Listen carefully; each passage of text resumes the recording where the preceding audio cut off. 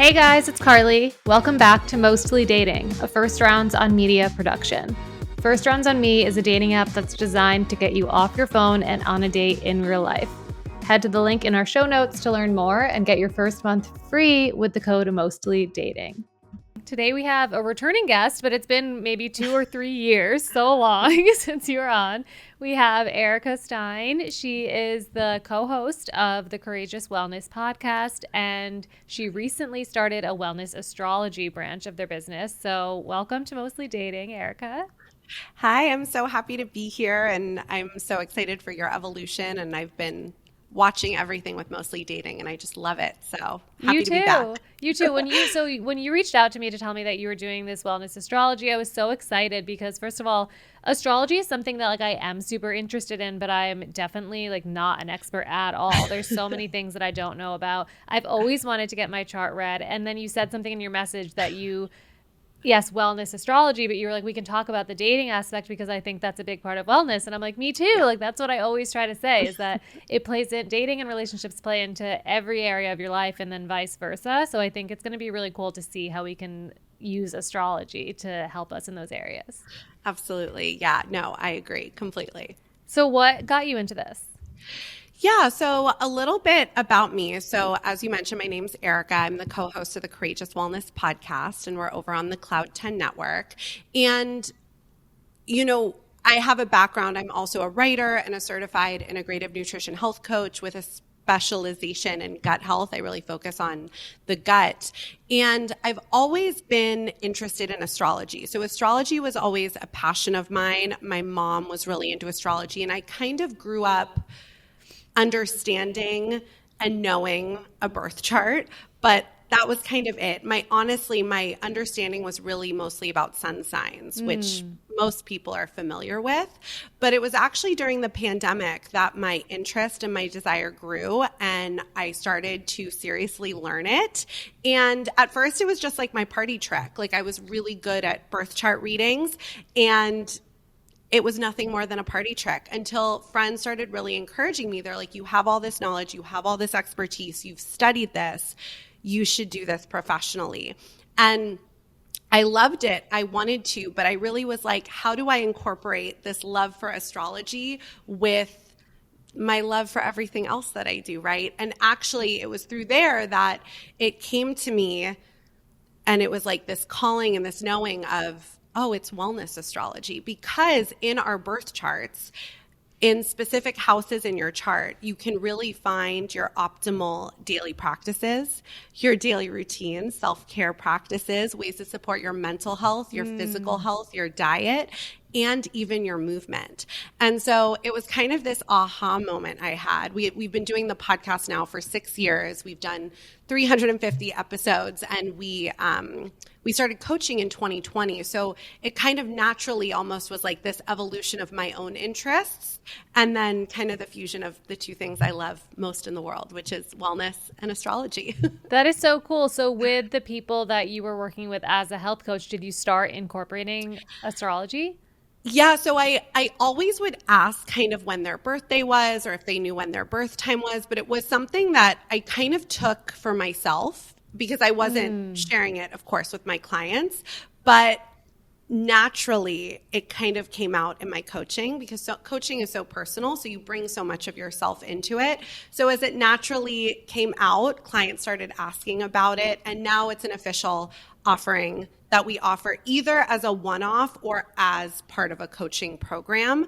But again, my co-host, Allie, she really focuses on hormone health where I focus on gut, but it can really help her too. If I do a wellness astrology reading with one of her clients, it can inform a lot of how she's able to also work and help too. So I find it to be a really fun addition to coaching. Yeah, I love that. I love that there's so many elements of it, and we're gonna get into it when we get into my chart in a little bit and get into the nitty gritty of it. So if people are listening and they're hearing you read my chart and they want to book a reading with you, they can just book a chart reading. It doesn't have to be a full coaching program. Yeah, so I have a one-off. So there's just a one-on-one reading. We can do a full wellness astrology reading, which I really love to do, but we can also do a birth chart reading. I also really like to focus on, since this courses, Mostly Dating, I actually find that couples readings and mother and child readings I really enjoy as well, because as you know, as I'm sure all your listeners know,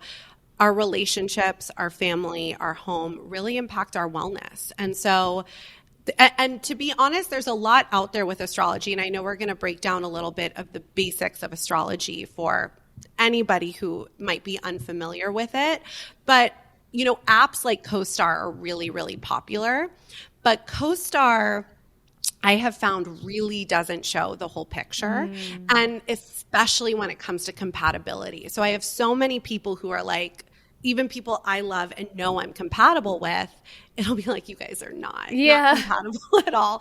And that's just not true, because something like CoStar looks at like sun sign to sun sign, moon sign to moon sign, Venus sign to Venus sign. But there's so much more synastry we can look at in a chart. And if you have, you know, moon sign to someone's sun sign or Venus sign to someone's rising sign, there's so much more than apps like CoStar can really share with you when it comes to compatibility. Apps like CoStar also don't look at things like karmic planets, like your north node, your south node, which I also think can really inform relationships too. Okay, can we start with sun, moon, and rising? Yeah, so let's talk about the basics of a birth chart, because like I said, I love talking about this. So in your birth chart, when you were born, it's like a snapshot of the sky. So when you were born, you came into this earth, and I know you're a twin, so my mind is already going. But when you come into the world, and this is why birth time is really important. This snapshot of the sky happens, and you have a sun sign, which most people are familiar with, the month you were born. You have a moon sign, a rising sign, and Venus sign, Mars sign, Mercury sign, which really encompasses your personal 6 planets. So your sun really represents your ego, kind of how you operate in the world. Your moon sign shows your emotions, how you emotionally experience the world. Your rising sign or ascendant is how you perceive the world and how the world perceives you. It's your first house in astrology. And I'm going to go into the houses in a second, but the first house is the house of self. So your rising sign is really important, and it's really specific to the time you were born. It changes every 2.5 hours. Oh, wow. But depending on the degree when you were born, it can change based on the minute. So, and I'll get into degrees too in a little bit. There's so much we can talk about. But so your sun, moon, and rising are like your big 3. They really determine your day-to-day personality. However, we also have a Venus sign, which expresses how we love, how we show love and receive love.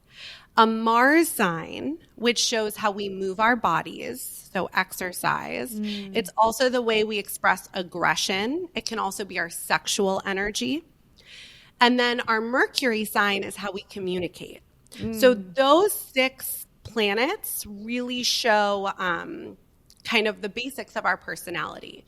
We also have outer planets, but they mostly define a generation. So millennials are the Pluto and Scorpio generation. So everyone who was born in this period of time, we're all Pluto and Scorpio. Same with Saturn. Saturn is a planet that changes every 2 years. So even the nodes change every 18 months. So the outer planets impact us when they're transiting our chart, but they don't affect our personalities or our day-to-day as much unless we have personal planets in the outer planets. But again, that's more detail than we need to go into at this moment. But it's those personal 6 planets that really tell us about your personality and how you operate.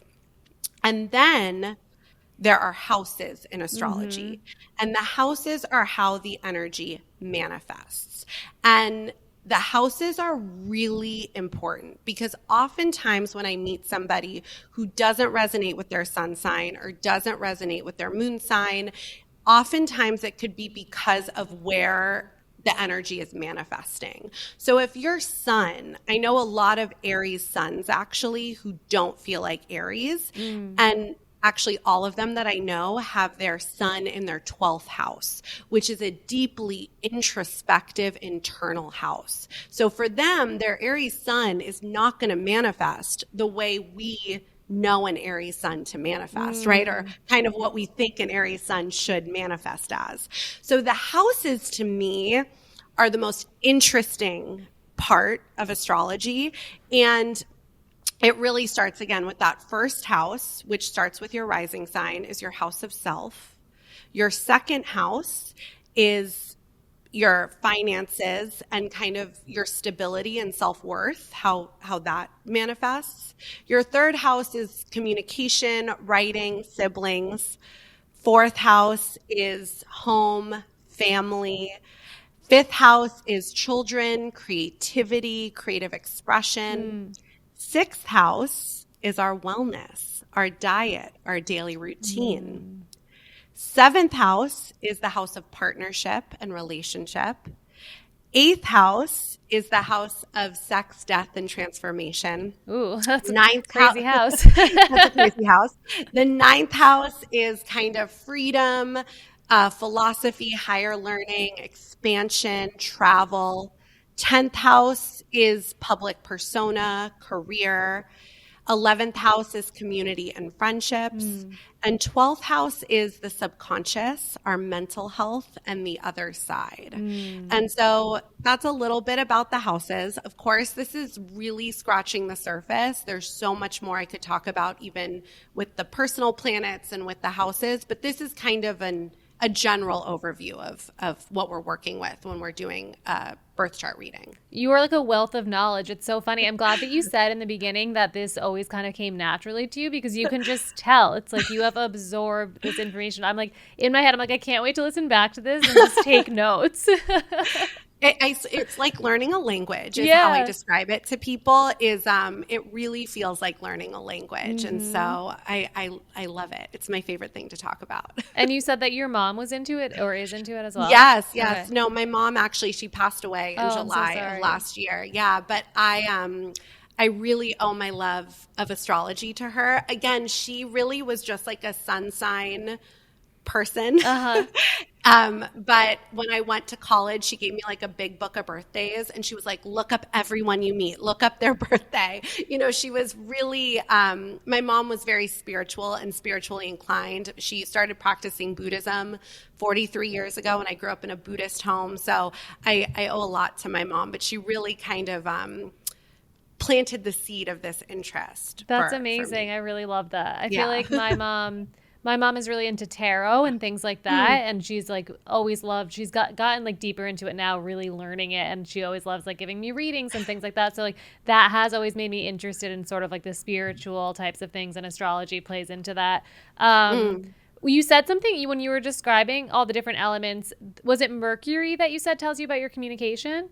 Yeah, Mercury is how you communicate. I feel like that would be really good for people like with reading like couples charts and, like you said, parents and kids and everything like that.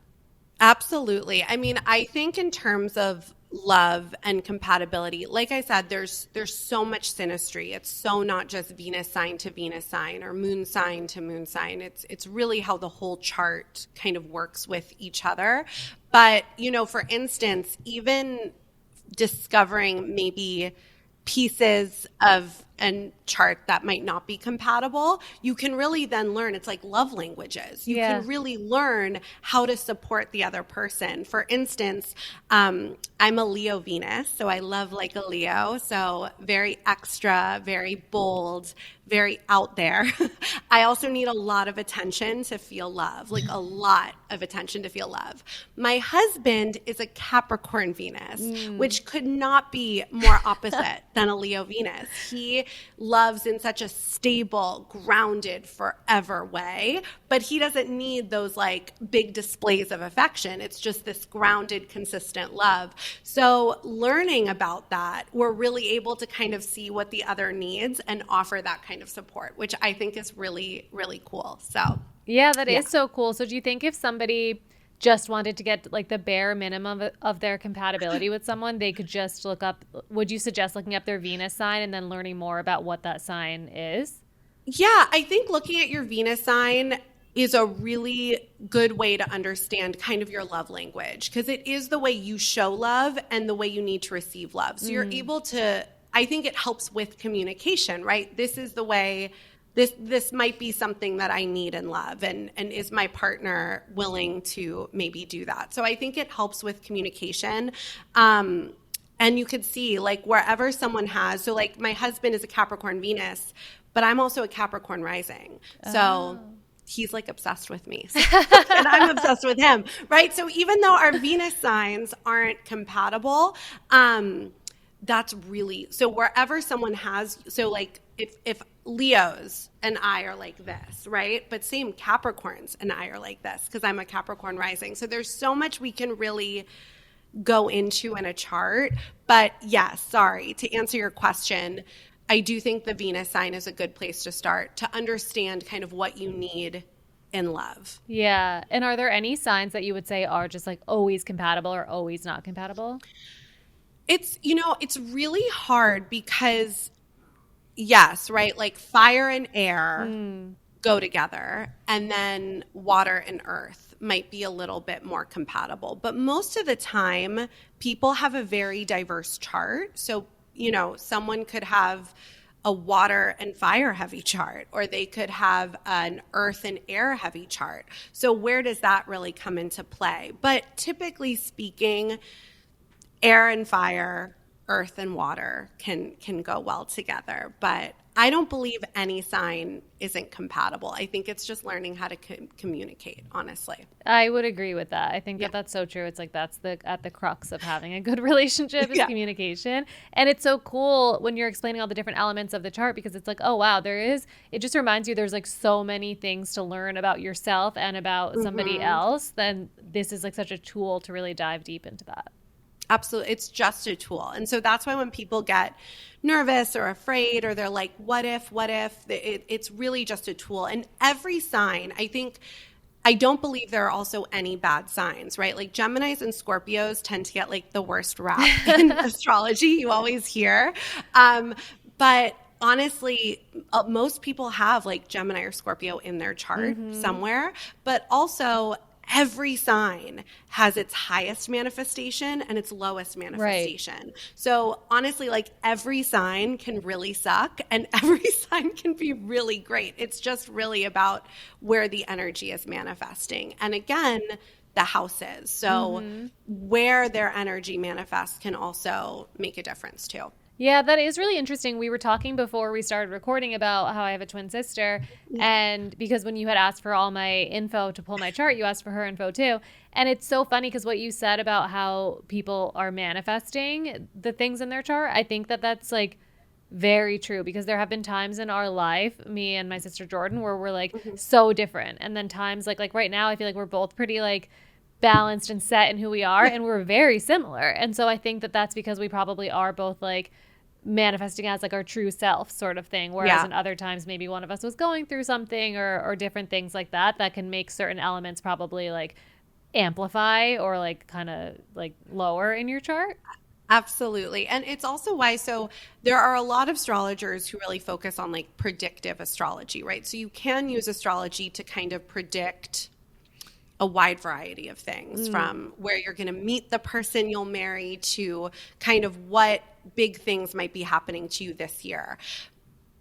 And that can be helpful, but I really believe in free will, and that our charts are literally just a blueprint. Right. It's like you could go this way or you could go that way. And so it's like how we manifest the energy, the choices we make, I think that determines kind of what happens in our life more than just, well, this transit is happening in your chart, so this experience is probably what you're going to have. Because as we know, free will happens. So it's like I believe you are in the driver's seat of your life. Yeah, I like that. And I think what you said is true, that helps if somebody does get nervous in these types of things. Like if somebody is nervous to book a reading because they're like, I don't know what I want to find out. Or like, and that could go with astrology or like I said, tarot or any type of like psychic or anything like that. Yeah. But to me, it's like any good like psychic or tarot reader or person that I've spoken to has always said like, listen, I'm just telling you what I see, but that doesn't mean that you can't like change your course and that this can't happen. You can't do something different. Like we all have free will, like you said. Absolutely. And I think that's such a good point, Carleigh, because especially in this world where, you know, people are seeking information, right? Like people are coming to astrology or spirituality or tarot because they're seeking something. And I think whenever you're looking for like a teacher or a reader or someone to support you, it's always important to ask, are they bringing me back to self? Because if they are taking you away from yourself, or they are like, give me all your money, or, oh, you need to, you know, that's when my like red flags go up where I'm like, no. All of this is information to help you like connect more with yourself because you know what's best for you. And truly it's about tapping into your own intuition, your gut. And that's what's really fun about doing readings is you get to hear like people typically know, and then you just get to validate what they already know about themselves. It's funny because it's like a little bit different, but what you just said, I feel like also plays into like if you're in like an early dating stage with someone, like are they bringing you back to yourself is a very good question to ask yourself. I feel like that's something that you can apply to a lot of different things in your life. Like, is it bringing you to yourself or are you feeling like you're like something different? I like that. Absolutely. Should we get into my chart? Yes, let's get into it. Okay, I'm going to pull everything up. So, I also wanted to say when it comes to the houses, I think there are some houses you can really look at for relationships. 4th house, like I said, is family and home. 7th house is literal partnerships and contracts. Your 8th house, because it's that sex, death, and transformation. And 12th house of like mental health, subconscious. Sometimes that 8th, 12th house can show karmic soulmates, twin flame energy. Sometimes maybe more challenges, not bad, but just kind of that more fated karmic dynamic can be in those houses. So just some fun, more astro dating. That is interesting. Okay. I also feel like I heard, it might have been on another podcast, I feel like I heard someone talking about the North Node and that having to do with the relationships. Yeah. So your North Node in astrology is your karmic destiny. Okay. It's kind of where you're meant to go in this lifetime. And your South Node is your karmic past. So it's energy that you have experienced before. And so we're both Virgo South Nodes. So for us, people with Virgo placements would be karmic for us. So not necessarily, again, is it bad or is it good? I think it depends on the person. It can be very good. It can be very bad. But basically anybody, so for us specifically, anybody who's in your South Node, and I have family members who are Virgos. I have really close friends who are Virgos. So again, but I also had one of my exes was also a Virgo. So it's just interesting. But your South Node is just past energy. Okay. So your North Node is your highest expression. It's where you're supposed to go. For us, that's in Pisces. Virgo is the opposite. So we can more easily express the lowest vibration of Virgo energy. So controlling, to like in the details, to need to be kind of that like rigidity, controlling nature of Virgo. And so sometimes that person, if they're in their lower vibe or your relationship, it can really trigger kind of karmic past. So that can sometimes be like twin flame energy from an unhealed place. But if you heal it, you can really grow together and teach each other a lot. So that's just a little bit about, I think the nodes are twin flamey energy personally, if you're into that kind of stuff. But let's get into your chart, as you mentioned. So before I go into your chart, I want to talk a little bit about degrees because you have some karmic degrees in your chart. So it's going to come up. So a house and a sign all go from 0 to 29 degrees. So that's why there's no cusps in astrology. So my whole life, actually, for as much as my mother was into astrology, I thought I was a Virgo Libra cusp. My mother thought she was an Aquarius Capricorn cusp because we were both born on that day it changes. However, you cannot be a cusp. The sun is in one sign when you are born from 0 to 29 degrees. And so we're not going to go deep into degrees today, but degrees can represent different things. But the 2 degrees I will go into, because you have both of them in your chart, is 0 degree is like the baby purest form of the sign. So the 0 degree is like, I'm brand new. I am here. I'm going to explore. So I'm actually a 0 degree Libra, and my mother was a 0 degree Aquarius, right? So we were not cusp. We were just 0 degree. 29 degree is the last degree. So it's a fated degree. It's a fame degree. So you could become very like famous, but it's also a karmic degree. So it can really manifest maybe the more challenging aspects of the sign, right? Because you've done this before. It's a karmic degree. So you're here like, I'm here to master my 29 degree in this lifetime, which is why it also corresponds with a fame degree, because that's so cool. I love that. Yeah. So that's why there's no like low vibe in astrology. It's like, okay, it's karmic, but you could become super famous. Yeah. because of it. So I say that too, because the houses also go 0 to 29. So Carleigh, you're a Capricorn rising. I'm also a Capricorn rising, but you're a 29 degree Capricorn rising. I'm a 5 degree Capricorn rising. So our houses are not in the same place, even though we're both first house Capricorn. Your chart actually reads more like an Aquarius rising. You're not an Aquarius rising, but your houses kind of start like it's an Aquarius rising's chart.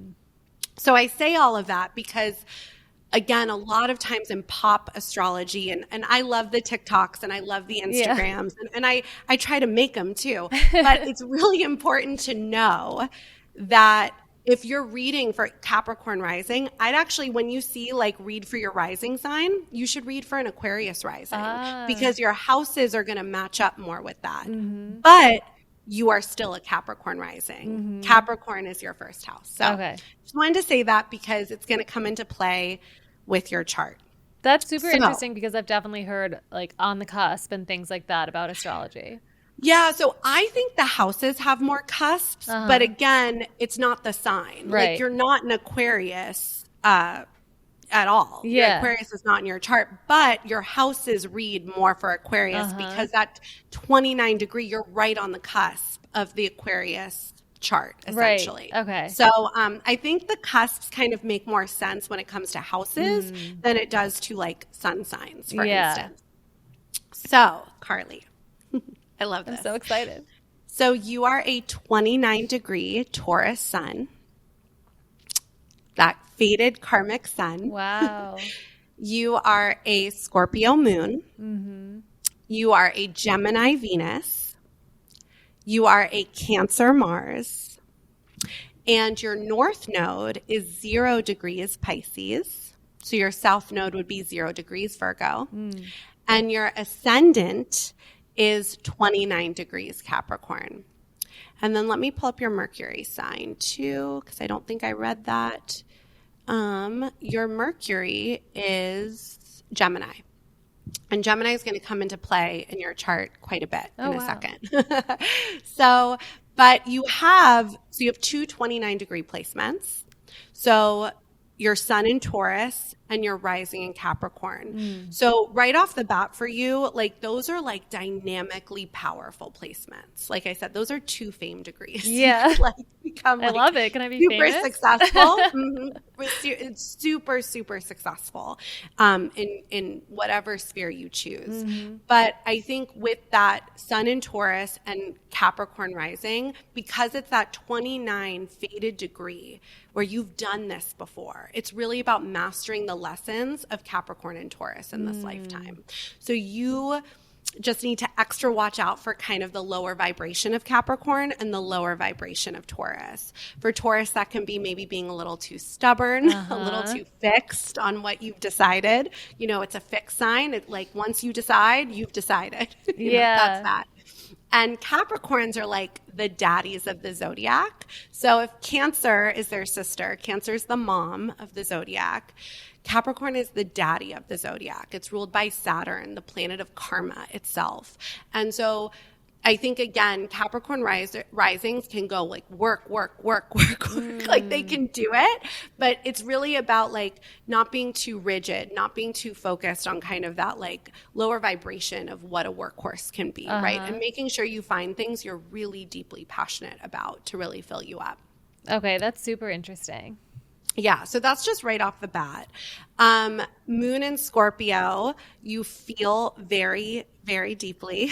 Moon in Scorpio is an intense one too. It's the sister sign of Taurus. So you were born on a full moon. So you're a full moon baby.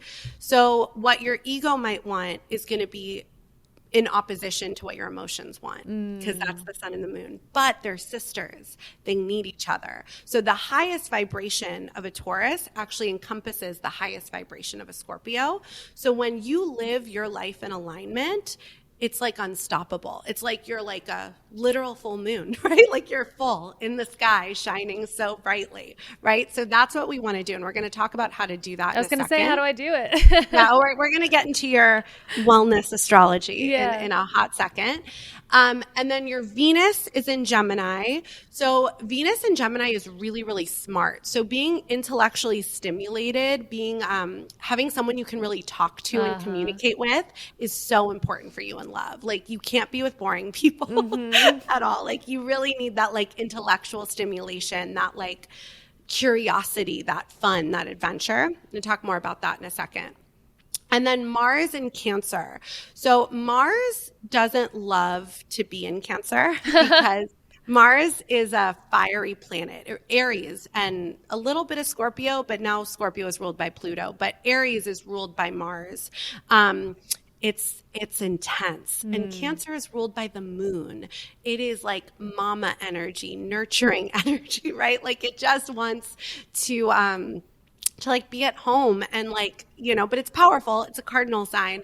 But so Mars in Cancer, when you fight, you can kind of fight mean, maybe, I don't know, but like also a little passive aggressive, so a little like passive aggressive. But we're going to talk a little bit more about your Mars sign with how you move your body, because that's going to help you bring out like the highest enlightenment of it. Because again, Mars, the way you are just so smart and so nurturing, and it's that like mama energy, right? But if you're in that lower vibration, it's the way you fight is going to come out like just a little mean. Okay. I feel like this is already resonating. Okay. I'm glad to hear. So that's like really just like, that's the basics of your big six, but we're going to go into a little bit more about how the energy manifests in terms of your wellness. Okay, I'm just going to take a quick break to tell you a little bit more about our sponsor, First Rounds on Me. So we all know the struggle that comes along with using dating apps, waiting for their reply, spending too much time texting, and then never going out in real life. First Rounds on Me changes the game by making the transition from online chat to in-person meetup as easy and as smooth as possible. So there's no endless back and forth.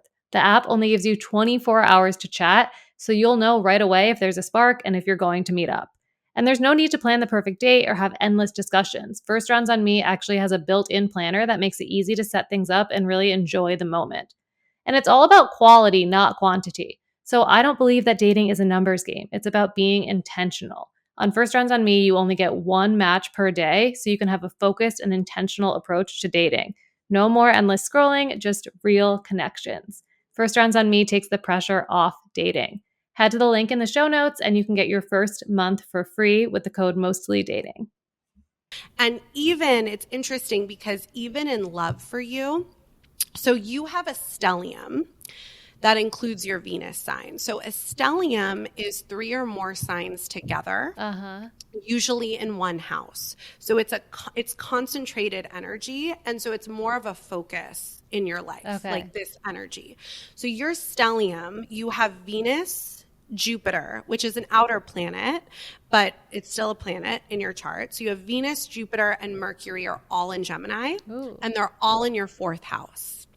You also have your sun is in Taurus. Remember, you're a 29-degree Taurus. So Taurus is also in your 4th house, right with those planets.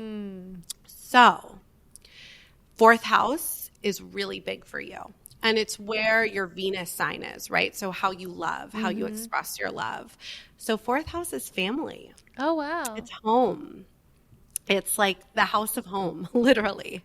So for you, and it's interesting because your Mars is in Cancer. So we're going to talk a little bit about this, and we're going to get into your whole chart now. But this 4th house of family, of home, of nurturing energy, kind of having a love for you that feels like home is going to be unbelievably crucial. It's how you communicate in your safest, most highest vibration. And when maybe you don't feel aligned with home and family, you're going to feel the most disconnected from yourself too, because you have all of this energy here. 4th house, its sister house is the 10th house, which is your career and public life. It's mostly your public life, but in modern astrology, it's your career. Okay. So I think the sister houses really work together, just like the sister signs, right? So they need each other. So for you, I don't, you're clearly like so successful in your career and you have this amazing podcast, but you want to make sure to nurture home and career and not let one kind of take more of your energy than the other. I think balance is going to be really important for you with home and career. Also finding like a career that feels like home, that feels really comfortable will be really supportive, because if you're doing something where you feel so far away from your home life, that might feel out of alignment. Yeah, that resonates, because I feel like I tend to chase a career where I can make a lot of money instead of one where I feel like at home, which I'm sure a lot of people can relate to. But I think when I do that, I get super out of alignment.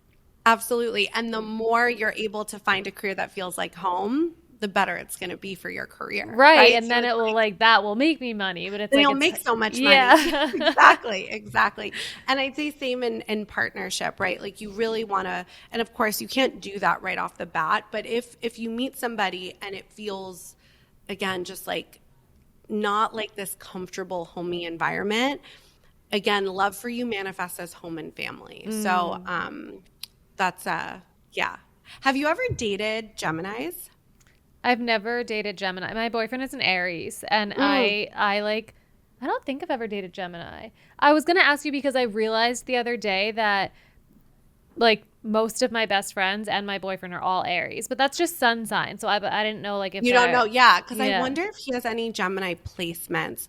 Aries for you. Oh, that's interesting. So most of Aries for you is in your 2nd house, which is like money, self-worth, and stability. So that's kind of nice. That's like some nice synastry. And, it goes a little bit into your 3rd house, Aries. So again, depending on the degree of your boyfriend, he'll either fall into your 2nd house or your 3rd house. But that's lovely. I'm definitely going to look to see if he has Gemini. Yeah, you can also text me. But Geminis are going to feel like home too a lot of the time for you, because they fall into your 4th house.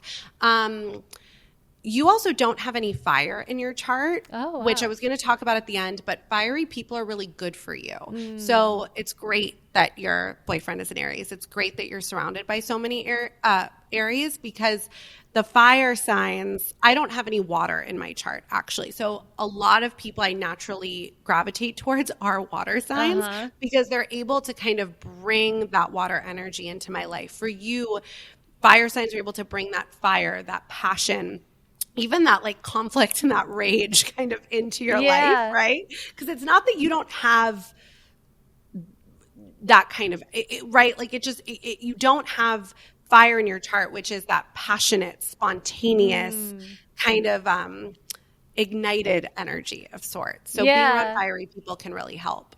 That is cool, because I like that. I like that like passion and excitement, but maybe it doesn't come so naturally. So then when I have other people surrounding me, it helps amplify it. They can bring it out. Yeah. Like I used to like never cry, and now I cry all the time. I think all my watery friends, they're always like, because they're so emotional. And so it's like, you're just, it helps. So I do want to talk a little bit about your wellness Uh-huh. astrology too and how it relates because again, you are a Cancer Mars and it's in your sixth house, right? Mm. Which is the house of daily routines and self care. And actually, the sixth and the 12th house are really important in your chart as well. Your moon is in your ninth house. So I want to talk about those for a second Okay. because I think all of those are really important for your wellness.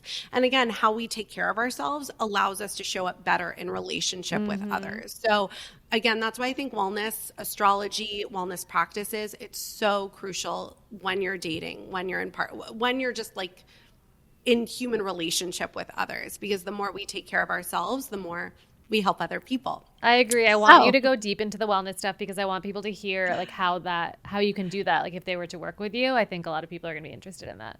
yeah, so your Cancer so your Mars is in Cancer, it's in your sixth house. So again, sixth house, daily routine, diet, day to day, your literal like how you work every single day, how you move. And that's where your Mars sign is, right? And so what is Mars again? It's our sexual energy, it's our aggression, but it's also how we're supposed to express moving our body. So for anyone who has water in the sixth house, they're going to have a deeply emotional connection to their daily routines, to their work, to their health. So, especially in your day to day, you can feel a lot of empathy and maybe even this kind of call to help others, but it can also really manifest sometimes as being a little sensitive to stress. And especially for the water signs, if they're not taking care of themselves, it can lead to maybe adverse health concerns. I don't, Yeah. because it's like this watery emotional sign. And if you're not taking care of yourself day to day, people get sick, right? We know that if we don't take care of ourselves, we're going to get sick. It's just a matter of when. I feel like So, my life like falls apart when I come out of my routine. Like I'm not even kidding. okay, so I get like so everything spirals. okay, there you go. Exactly. You have that water, that Cancer in your sixth house. So, sixth house water signs also have really strong intuition about what their body needs. So, and again, intuition is hard because some people are so far away from their intuition, their gut feeling, their inner knowing. But the more you're able to cultivate kind of this self-trust, water signs the most will have this deep intuition about what they're supposed to Uh-huh. do. And that's really exciting because especially once you're there, you can trust what you do day to day. Your work can also feel really, really personal. So you might feel, again, whatever field of work you choose, you might feel really like dedicated to it. Like this is really important to me. Again, because where we work is what we do day to day. So our work life, especially for a water sign, can feel even more personal, like really, really important that you choose or in a career that you love for our water signs in the sixth house. And again, as we mentioned, we want to make sure for our water signs that they have a daily routine that works for them, that they love, that feels like home. Again, that concept of home, especially for you, Cancer, home, because we don't want you to burn out. So if you don't set healthy boundaries, if you don't learn to manage stress effectively, you might be susceptible to burnout. Yeah. Yeah. It might also sometimes, depending, again, you're a Cancer, so other water signs might have a harder time sticking to a daily routine. But for a Cancer in the sixth house, which you are, again, finding routine that, again, makes you feel like comfortable and at home, right? Create a really comfortable and nurturing work environment. Prioritize like family-like connections with people you spend your day-to-day with. Yeah. I know you did before you were doing the podcast with your best friend, Right. like Yeah. that's really good for you. Like Uh-huh. working, I know not everybody has that choice, but like working with your best friend, whoever your podcast producer is, whatever writing, I know you're also a writer, whatever writing projects you're working on, things that really like feel good to you and are surrounded by people who also feel good to you. That's so important for a Cancer in the sixth house. Okay. Yeah. That's really interesting. And somebody might say, because like my brother is my biggest adversary when it comes to astrology, so I'm always thinking of him. He's always like, but doesn't everybody feel Yeah. this way? Right? So for those people, no. The answer is no. Like some people really can clock in and just be like 9 to 5 and I'm out. And they get more of that joy or cup filled up from what they do after work or before work. Or some people are like meant for corporate. They're meant to climb that ladder, right? So that's not how everybody feels, right? Not everybody needs to cultivate this like homey environment.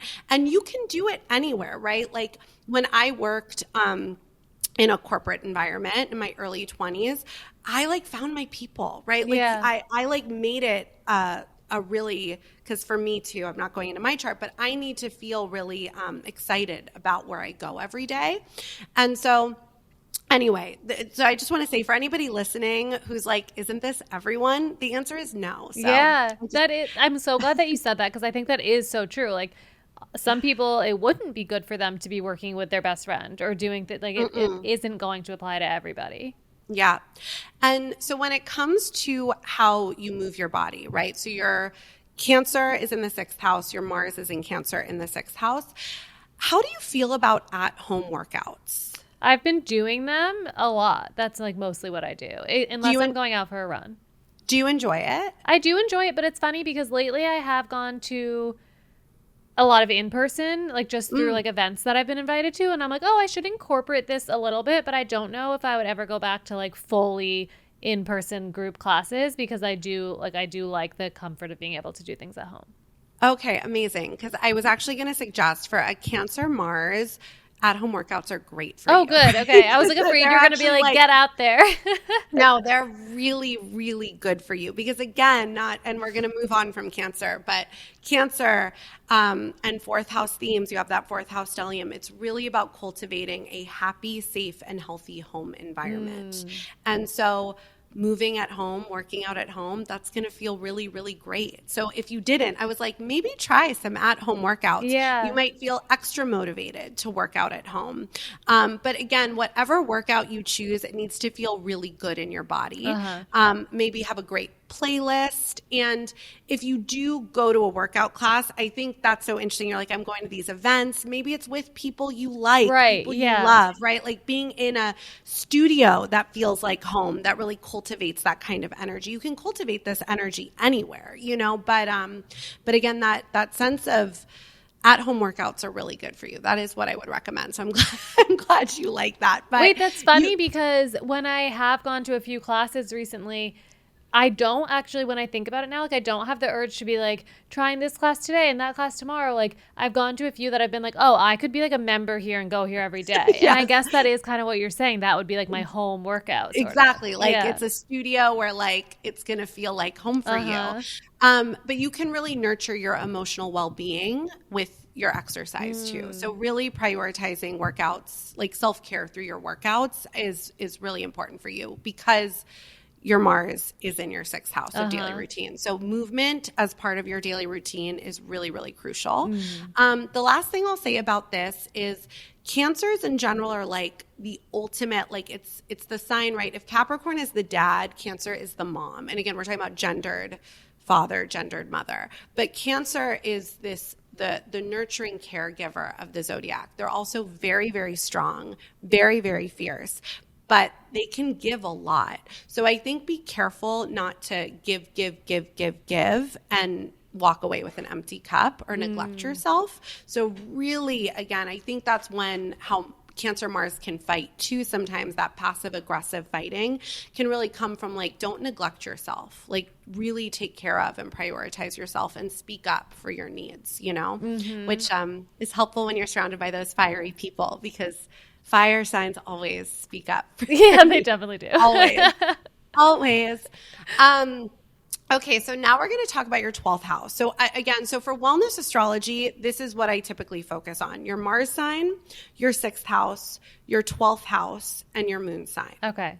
And then if you're missing an element, like you are, fire, I'll focus on that because we need to incorporate that missing element. But we just did your 6th house, which is self-care practices, and for you, it also incorporated movement because your Mars sign was in your 6th house. For someone else, their Mars sign could be in a different house.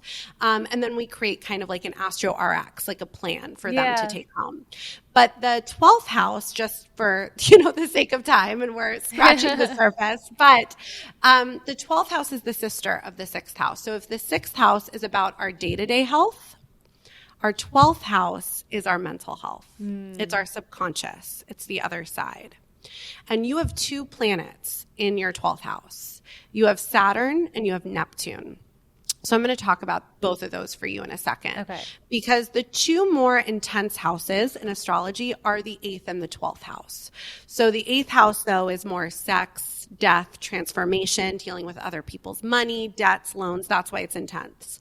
The 12th house is more intense because it's that mental health. It's that subconscious, right? So that's why I like to focus on it in a wellness astrology reading. So, and the 6th and the 12th are sisters. So the more you take care of your daily routine in a supportive way, which we just talked about, especially for you with movement, really aligned movement, not giving your cup away to others, not doing things that don't feel like home for you, to as much as you can, or if you have to, creating that sense of home when you go there in your day-to-day, that's all going to support your 12th house and your mental health. And same as we go into your 12th house, the more you support your 12th, the more your day-to-day routine is going to get even better and better and better. So they really go hand in hand. So 12th house, you have Saturn and you have Neptune, and it's where Capricorn is in your chart. So having an earth sign like Capricorn in the 12th house can really show kind of this deep introspection in your life. You might need a lot of alone time or solitude. Yeah. And you really like a focus really on grounding and stability within your subconscious and hidden aspects of life is really important to you.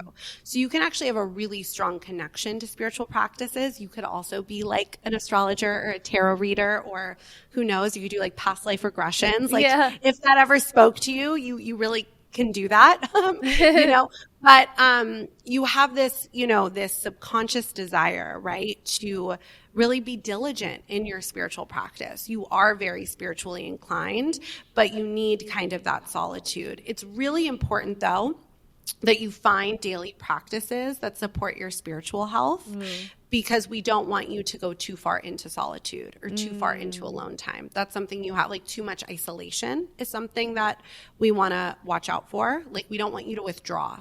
Yeah. Also, you're a Scorpio moon. We'll get to your moon sign in a second.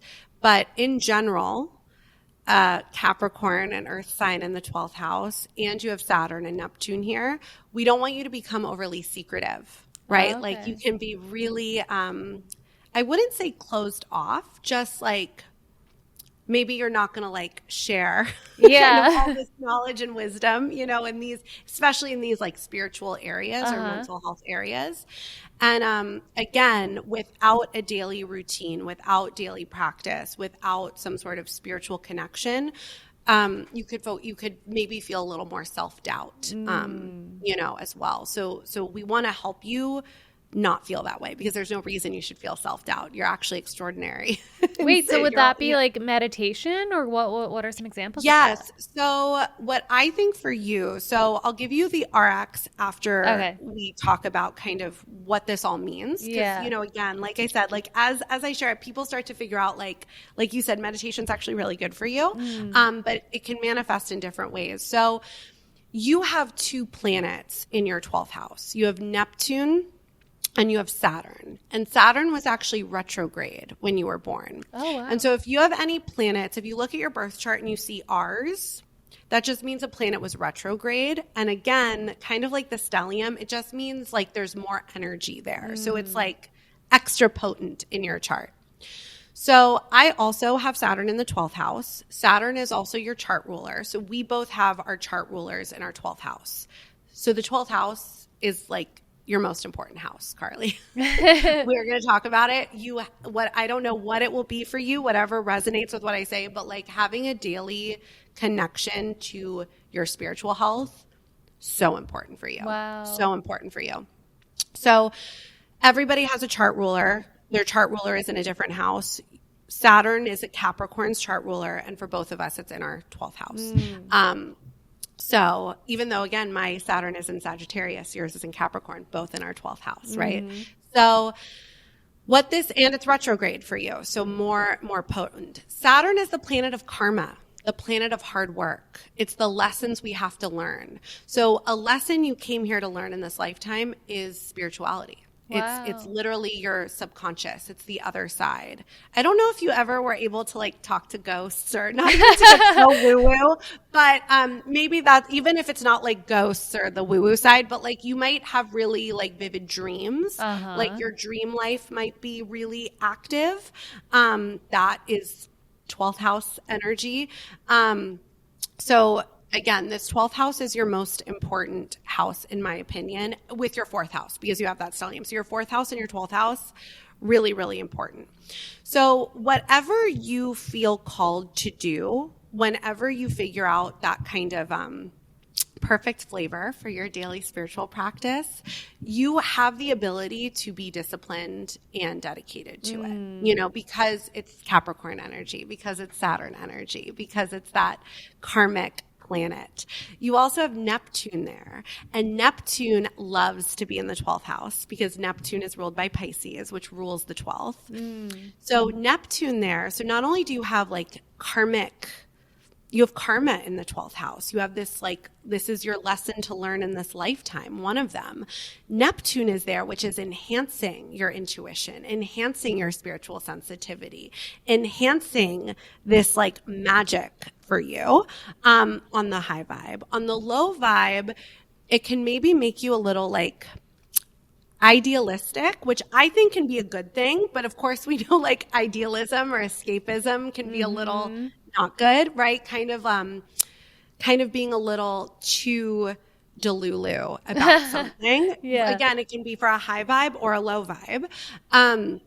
And we don't want you to get confused, right? So because this is such an important, Neptune can also lead to confusion. Wherever Neptune is, you can find yourself maybe being a little confused, like, what should I do? What's right for me in my spiritual practice?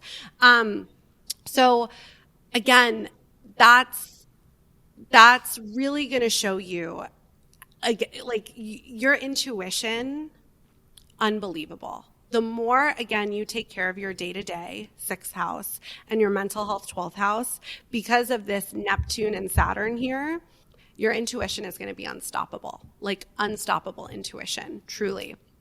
Be like witchy stuff. You have like witchy energy. Yeah, I feel I feel like there's so many different.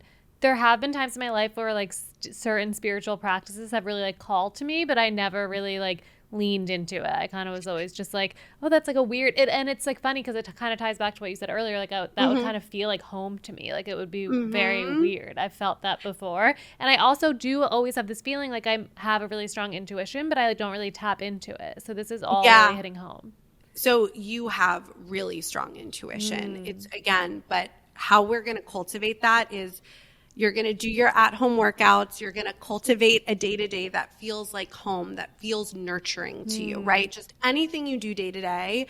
And again, it's what we do most of the time, not all the time, but try to do things day-to-day that feel nurturing, feel like they're filling up your cup, feeling like whatever home means to you, we want that to feel like your everyday life. Yeah.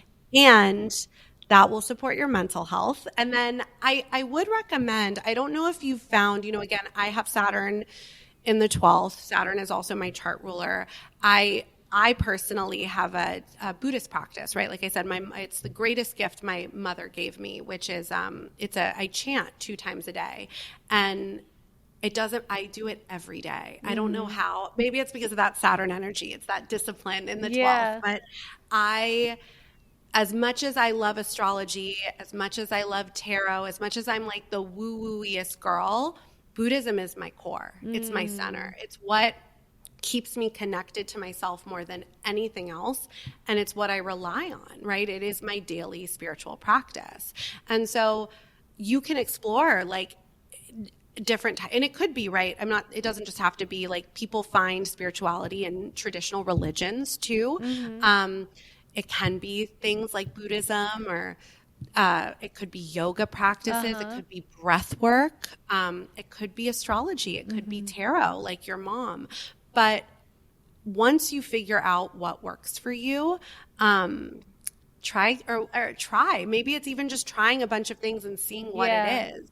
But finding a daily spiritual practice is going to help everything flow in your life. Truly. That is so cool. Yeah.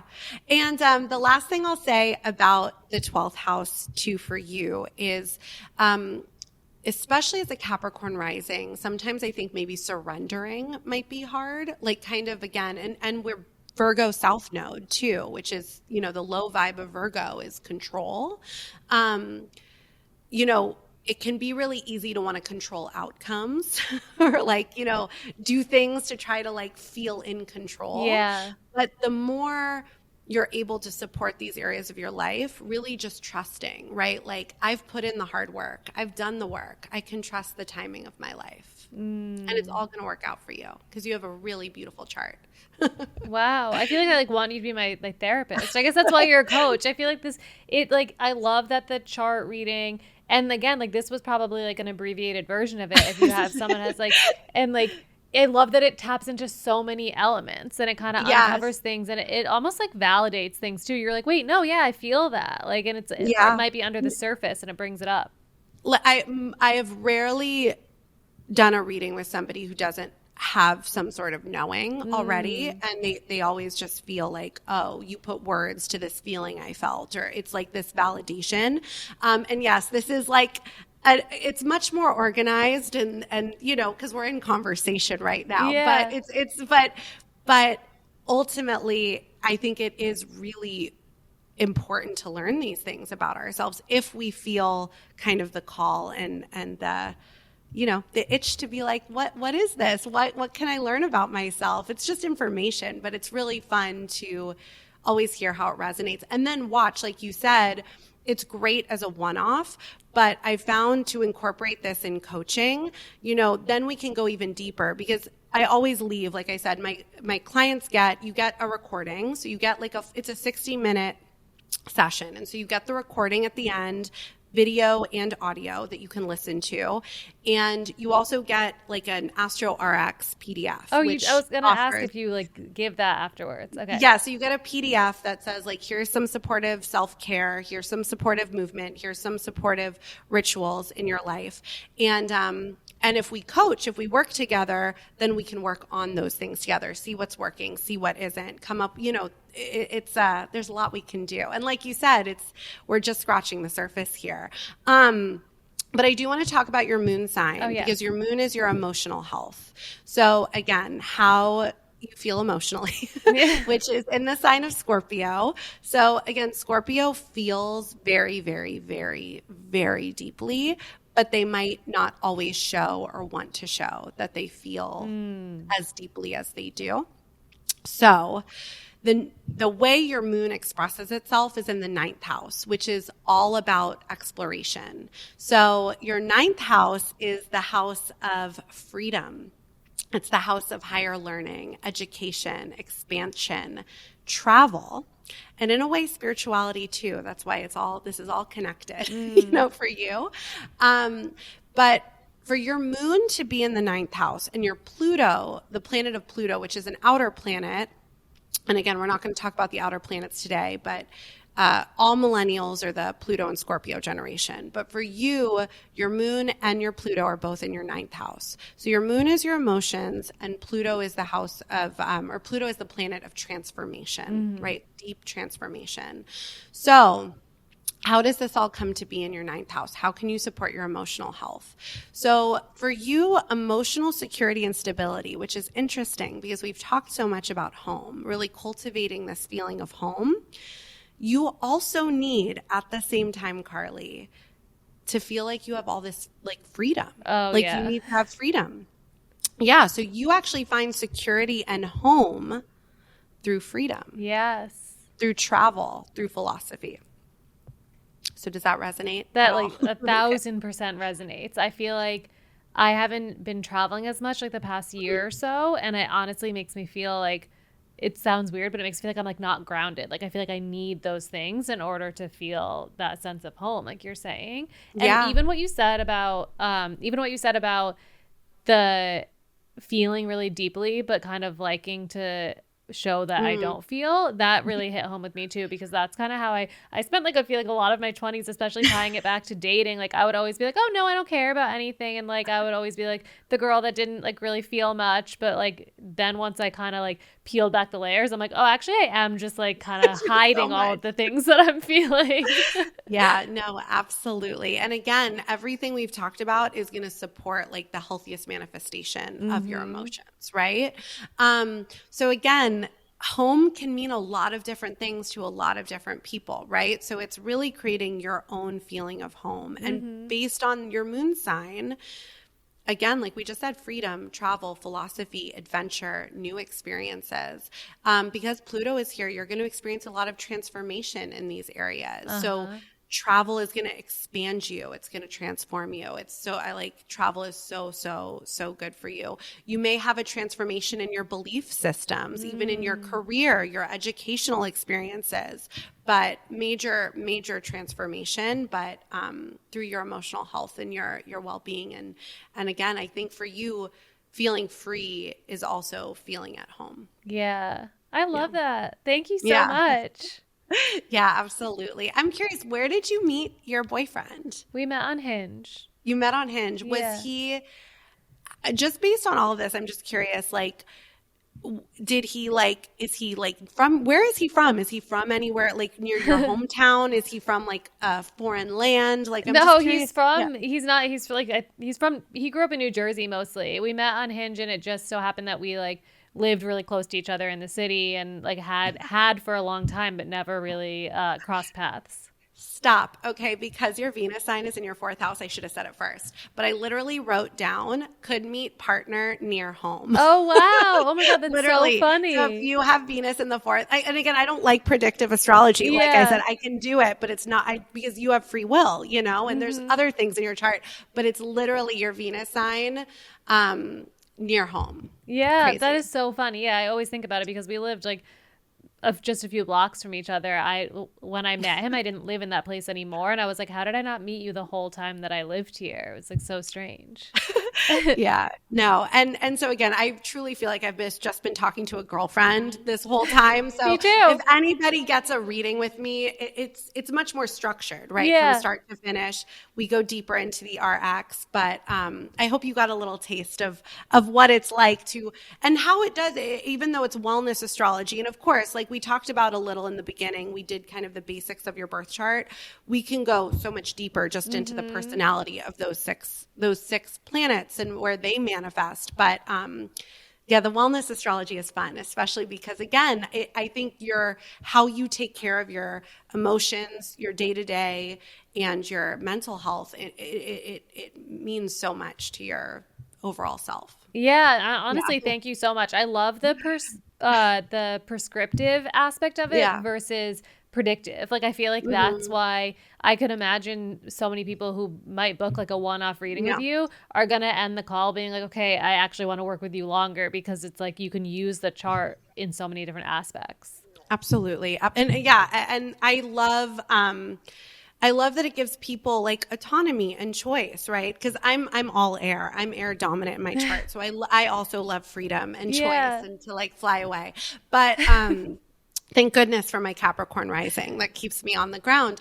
But I like that people are really able to be like, okay, kind of like we talked about. I'm not here to tell you. I can suggest what I think would be aligned spiritual practices, but Carleigh, you know yourself better than Yeah. anybody. So we can figure out what those are for you. Yeah. Okay, I love that. Wait, so tell everybody where they can find you and how they can book a reading with you. Yes. So you can find me on courageouswellness.net. I'm on social media. I just started a little wellness astrology Instagram, but Courageous Astrology is our main Instagram. You can slide into the DMs. You can email through courageouswellness.net or email me at Erica, Erica, at courageouswellness.net. Amazing. Thank you so much. This was so great. Thank you. Yeah, it was so fun. Like I said, I totally lost track of everything. I was like, oh, wait, we're recording. Yeah, me too. I was like, I feel like I'm just like in a reading right now. Yeah.